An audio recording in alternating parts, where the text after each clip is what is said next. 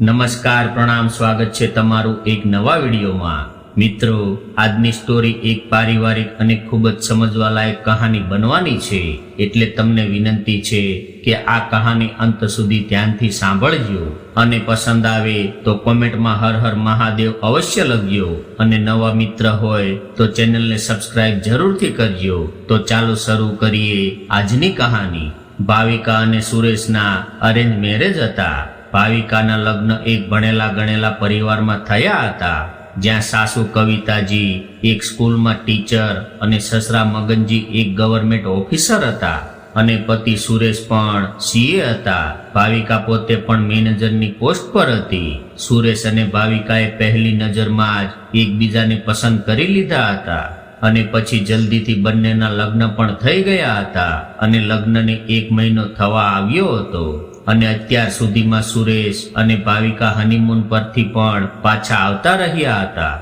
ભાવિકાએ જોયું કે તેની સાસરીમાં બધું ખૂબ જ નિયમ કાયદા પ્રમાણે ચાલે છે। બધા લોકો સવારે 6 વાગે ઉઠી જતા હતા, પછી ભલે તે રવિવાર જ કેમ ન હોય। કવિતાજીએ તેમના પતિ અને પુત્ર માટે હંમેશા માટે એવા અમુક નિયમો બનાવીને રાખ્યા હતા, જેનું પાલન બંનેએ કરવું જ પડતું હતું। હવે સાસરીમાં એ જ બધા નિયમો ભાવિકાની ઉપર પણ નાખવામાં આવ્યા હતા। ભાવિકા એમ પણ દરરોજ ઓફિસે જતી હતી, એટલા માટે તેને રોજ વહેલું ઉઠવું જ પડતું હતું। માત્ર એક રવિવારની જ રજા મળતી હતી, જે દિવસે તે આરામથી સૂઈ શકતી હતી। પરંતુ કવિતાજીના રાજમાં તેને રવિવારે પણ સૂવા નહોતું મળતું। ભાવિકાના સાસરિયામાં બધા લોકો ખૂબ જ શિષ્ટાચારથી વર્તતા હતા। ના કોઈ જોરથી હસતું કે ના કોઈ મજાક મસ્તીની વાતો કરતું। તેનાથી ઉલટું ભાવિકા જે પરિવારમાંથી આવી હતી ત્યાં તો આખો દિવસ મજાક મસ્તી થતી રહેતી, કારણ કે ભાવિકાના પિયરમાં તે લોકો પોતે 4 ભાઈ બહેન હતા અને બાજુના જ ઘરમાં કાકા કાકી અને તેમના બાળકો રહેતા હતા, જેના કારણે ઘરમાં હંમેશા મજાક મસ્તી અને ધમાલ થતી રહેતી। ભાવિકા સંપૂર્ણ પરિવારમાં ઉછરેલી છોકરી હતી। જ્યારે ભાવિકાના દાદા દાદી જીવતા હતા ત્યારે આખો પરિવાર સાથે જ રહેતો હતો અને હંમેશા ઘરમાં તહેવાર જેવો માહોલ રહેતો હતો। ભાવિકાની માં રાધિકાજી અને કાકી ગોમતીજી એક સાથે મળીને ઘણી બધી વાનગીઓ બનાવતા હતા અને ઘરમાં હંમેશા હાસ્ય અને આનંદનું વાતાવરણ રહેતું હતું। બધા બાળકો બહાર ખૂબ જ હિંચકા ખાતા હતા અને ભાવિકાને પણ હિંચકો ખાવો ખૂબ જ પસંદ હતો।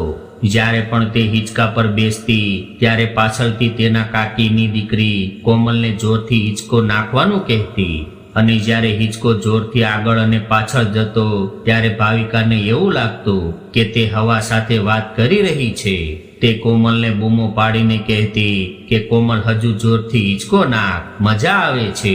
અને દાદા દાદી પોતે જીવતા હતા ત્યારે બંને ભાઈઓને સમાન રીતે વહેંચણી કરી દીધી હતી, જેથી ભવિષ્યમાં ક્યારેય કોઈ ઝઘડો ન થાય। વહેંચણીમાં કાકા કાકીના ભાગમાં બાજુનું મકાન આવ્યું હતું, જેમાં તેઓ હવે રહેવા લાગ્યા હતા। દાદા દાદીના ગુજરી ગયા પછી પણ આ પ્રેમ એવો જ બની રહ્યો હતો અને અત્યારે પણ મમ્મી અને કાકી ખૂબ જ મજાક કરતા હતા અને ઘરમાં ઘણી બધી વાનગીઓ બનાવીને એમના બાળકોને પ્રેમથી ખવડાવતા રહેતા।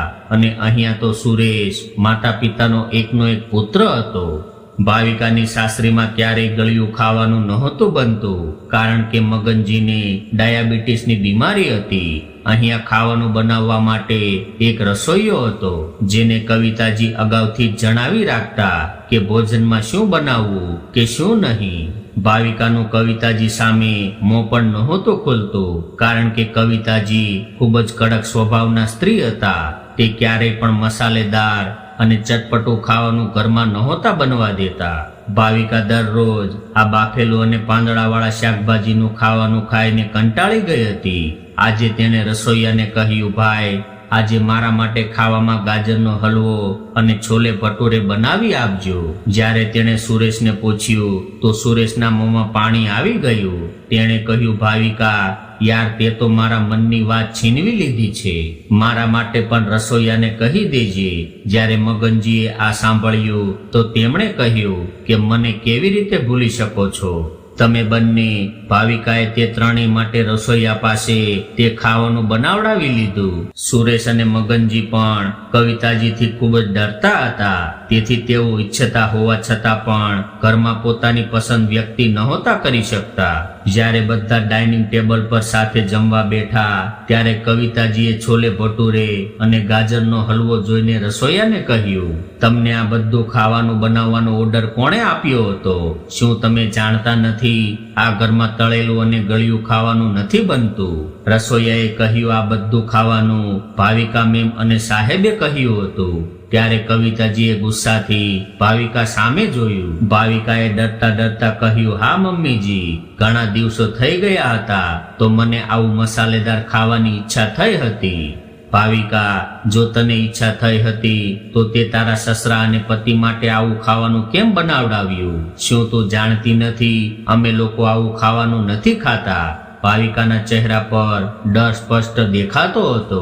તેણે કહ્યું કે ભૂલ થઈ ગઈ મમ્મીજી, હવે હું ધ્યાન રાખીશ. મગનજી અને સુરેશ પણ ડરથી કંઈક બોલ્યા નહીં અને બધા સાથે મળીને ખાવાનું ખાવા લાગ્યા. ભાવિકાએ રૂમમાં આવીને સુરેશને કહ્યું, સુરેશ, આજે તમે મારો જરાય સાથ ન આપ્યો.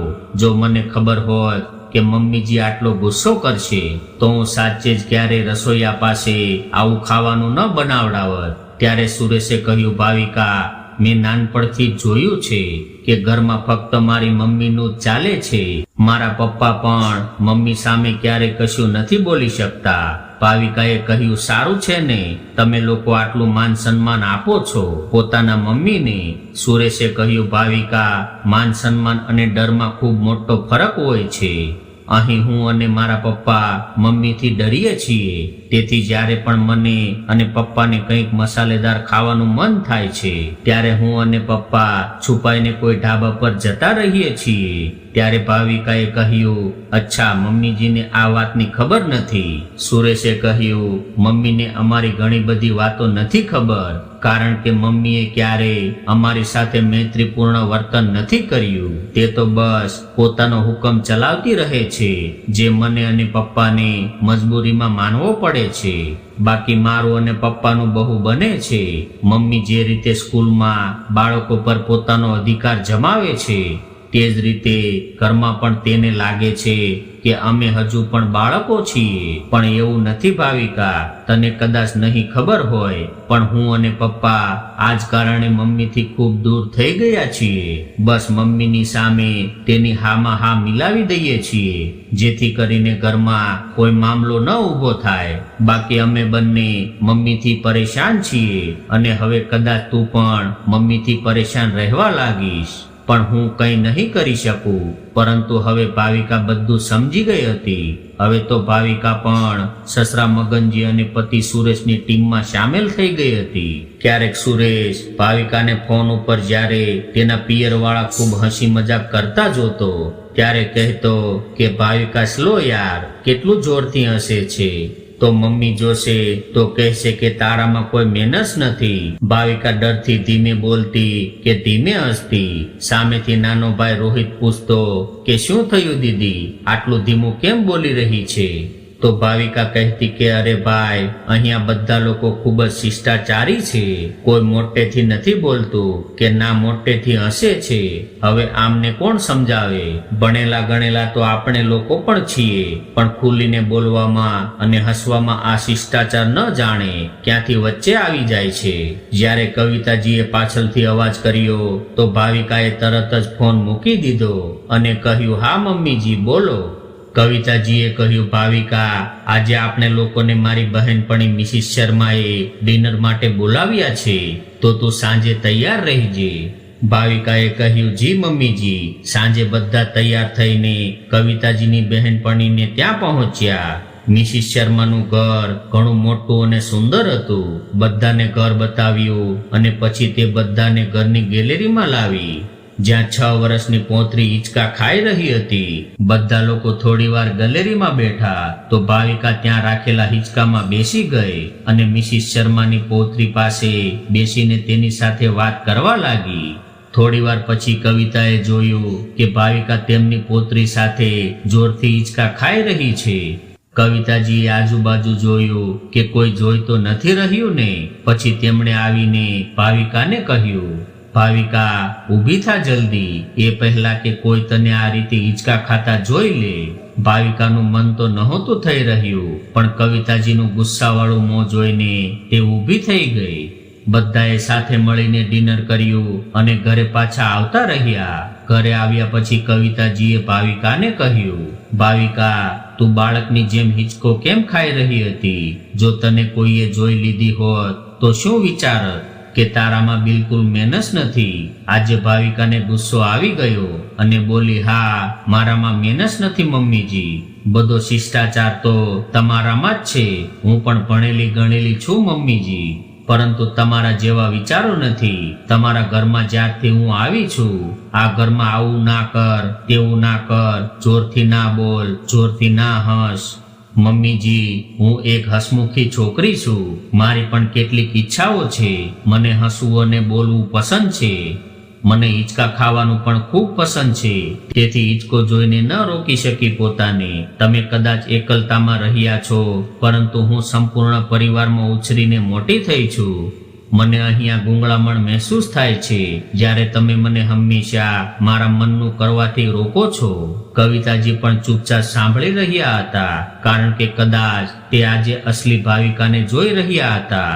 અત્યાર સુધી તો તેમણે જેમ ભાવિકાને કહ્યું તેમ ભાવિકા કરતી હતી, પણ આજે ભાવિકા બોલી શકી હતી કે તે શું ઈચ્છે છે. કવિતાજીએ કહ્યું, ભાવિકા ક્યારેક તારા સસરા અને પતિએ પણ મારી સાથે આવી રીતે વાત નથી કરી, જે રીતે તું કાલની આવેલી છોકરી કહી રહી છે. બંને પિતા પુત્ર મારું કેટલું સન્માન કરે છે, અને એક તું છે જે કંઈ પણ બોલે છે. તારે જો આ ઘરમાં રહેવું હોય તો તારે પણ તે બંને જેવું બનવું પડશે. તારે મારા દ્વારા બનાવેલા કાયદા પ્રમાણે ચાલવું પડશે. આજે મગનજી અને સુરેશ પણ ચૂપ ન રહી શક્યા. મગનજીએ કહ્યું, કવિતા તે આજે હદ વટાવી દીધી છે. તું જેને અત્યાર સુધી તારું માન સન્માન સમજતી આવી છે, તે તારો વાસ્તવમાં ડર છે. જેથી અમે બંને પિતા પુત્ર હંમેશા તારી સામે નાટક કરીએ છીએ કે અમે બંને તારાથી ડરીએ છીએ. પણ સાચી વાત તો એ છે કે કવિતા જ્યારે તું ઘરે ન હોય ત્યારે અમે બંને ખૂબ ખુશ રહીએ છીએ અને પોતાના મનની વાતો કરીએ છીએ. એકબીજા સાથે મળીને તે દરેક વસ્તુ કરીએ છીએ જે અમે બંને કરવા માંગીએ છીએ. પણ તને જરાય નથી પસંદ કે કોઈ ઘરમાં ખુલીને વાત કરે. તે ઘરને પણ એક જેલ બનાવી દીધું છે, જ્યાં તું ઈચ્છે છે કે દરેક લોકો તારી વાત માને, બધા તારા કહેવા પ્રમાણે ચાલે. પરંતુ કવિતા તું ભૂલી જાય છે કે દરેકની પોતપોતાની ઈચ્છાઓ હોય છે. વહુને ઘરમાં આવ્યાને માત્ર હજુ 2-3 મહિના જ થયા છે, પણ વહુની આંખોમાં પણ તારો ડર સ્પષ્ટ દેખાય છે. પાછળથી સુરેશે પણ કહ્યું કે હા મમ્મી પપ્પા, હું પોતાની બધી ઈચ્છાઓ તારી પીઠ પાછળ પૂરી કરી લઈએ છીએ અને તારી સામે ચૂપ રહીએ છીએ. પરંતુ આજે ભાવિકાએ જે પણ કહ્યું છે તે બિલકુલ સાચું કહ્યું છે. અમે બંને તો ક્યારેય તને જવાબ ન આપી શક્યા, પરંતુ ભાવિકા જેવી છે તેને એમ જ રહેવા દે. અને મમ્મી, આપણે કોણ છીએ અને કોઈને બદલવા વાળા છીએ. આપણો અધિકાર ફક્ત સ્વયં પર જ હોય છે, બીજા પર નહીં. તારે આ વાત સમજવી પડશે મમ્મી. કદાચ તું એ વાત નહીં જાણતી હોય કે બાળપણમાં જ્યારે હું દરેક માને તેમના બાળકોને લાડ લડાવતા જોતો હતો, ત્યારે મને તારા હોવા છતાં પણ તારી કમી મહેસૂસ થતી હતી. કારણ કે જેવો પ્રેમ એક માં તેના બાળકને કરે છે, તેવો પ્રેમ મને ક્યારેય તારી પાસેથી નહોતો મળી શક્યો. તું તો બસ હંમેશા ઠપકો આપતી હતી કે તે ક્યારે મને પોતાનું મનપસંદ ખાવાનું નથી ખાવા દીધું. પણ પછી પપ્પાએ મને આગળ વધીને એવી રીતે પકડી રાખ્યો કે હું પપ્પામાં જ પોતાની માં શોધવા લાગ્યો. મમ્મી, હું જાણું છું કે આજે આટલા વર્ષો પછી આ બધું તારા માટે સાંભળવું ખૂબ જ અસહજ હશે, પરંતુ હવે હું નથી ઈચ્છતો કે મારા જેવી હાલત ભાવિકાની થાય. કવિતાજી આજે પતિ અને પુત્રના મોઢેથી આવી વાતો સાંભળીને પોતાને ખૂબ જ લાચાર મહેસૂસ કરી રહ્યા હતા. આટલા વર્ષોમાં તેમને ક્યારેય સમજાયું જ નહીં કે તે દરેકને પોતાના ઈશારા ઉપર જ નચાવી રહ્યા છે. બસ ક્યારેય કોઈની લાગણીઓને સમજવાની કોશિશ ન કરી, બસ તેમના ઉપર પોતાની ઈચ્છાઓ રાખતા રહે છે. આજે તે જોઈ શકતા હતા કે કેવી રીતે તેમના કારણે સુરેશ મગનજી અને ભાવિકાએ તેમની સામે બળવો કર્યો હતો. કવિતાજીએ પતિ અને પુત્ર પર બસ ધાક જમાવવા માંગી હતી, પરંતુ તેના બદલે જો તેમને પ્રેમ આપ્યો હોત તો આજે આ દિવસ ન જોવો પડત. આજે કવિતાજી પોતાની ભૂલ સ્પષ્ટ જોઈ શકતા હતા. સૌપ્રથમ તેમણે પોતાના પતિ અને પોતાના પુત્રની માફી માંગી અને કહ્યું, મને માફ કરી દો. આટલા વર્ષોથી હું તમારા બંનેની મિત્ર ન બની શકી, પરંતુ આજે ભાવિકાએ મારી આંખો ખોલી દીધી છે. કવિતાજીએ ભાવિકાની પણ માફી માંગી અને કહ્યું, હું ખરેખર એ ભૂલી ગઈ હતી કે તારી પણ કેટલીક ઈચ્છાઓ હોય છે. હું જેવી પોતે છું, કદાચ તને પણ એ જ બનાવવાની કોશિશ કરવા લાગી હતી. પણ ભાવિકાએ હવે પોતાના સાસરીવાળાને પણ પોતાના રંગમાં ઢાળી દીધા છે. અહીં પણ હવે બધા ખૂબ હસી મજાક કરે છે અને ખુલીને જીવન જીવે છે. ખુલીને જીવવું શું હોય છે, આ કવિતાજીને ભાવિકાએ શીખડાવ્યું હતું. મિત્રો, આ જીવન ખૂબ જ સુંદર છે. આને ખુલીને જીવવું જોઈએ, ના કે નિયમ અને કાયદામાં બંધાઈને પોતાની ઈચ્છાઓને મારી નાખવી જોઈએ. આપણે પોતાના કામની સાથે સાથે હસવું અને રમવું પણ જોઈએ. જીવનમાં પ્રિયજનોની સંગત અને ખુશીઓ ભરી દે છે. પરિવારનું વાસ્તવિક સુખ એકબીજા સાથે હળીમળીને રહેવામાં જ છે. તેથી દરેક ક્ષણોનો આનંદ માણવો જોઈએ. ન જાણે ક્યારે જિંદગી આપણો સાથ છોડી દે. તો દોસ્તો, આ વાર્તા તમને કેવી લાગી કોમેન્ટ કરીને જરૂર જણાવજો. અને પસંદ આવી હોય તો લાઈક કરી અને ચેનલને સબસ્ક્રાઇબ જરૂરથી કરજો. ફરી મળીશું નવા વિડીયો સાથે. ત્યાં સુધી બધા મિત્રોને હર હર મહાદેવ.